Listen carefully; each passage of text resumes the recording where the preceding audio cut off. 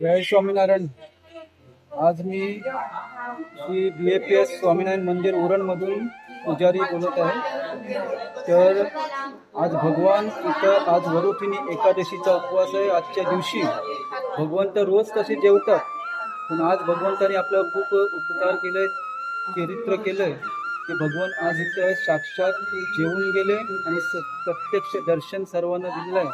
हाच हा वरुठिनी एकादशीच्या दिवशी उरण मंदिरमध्ये स्वामीनारायणमध्ये इतिहास रचला गेला की भगवान आजच्या दिवशी इथं भोजन आपला ग्रहण केला, सर्वांची भक्ती अंगीकार केली, सर्वांची श्रद्धा ही भक्ती आहे की भगवंतांनी स्वीकार केली आहे. तर या निमित्ताने भगवंताचा खूप खूप आभार असतो. सर्व हरिभक्तांना पण जय स्वामी. जय स्वामीनारायण.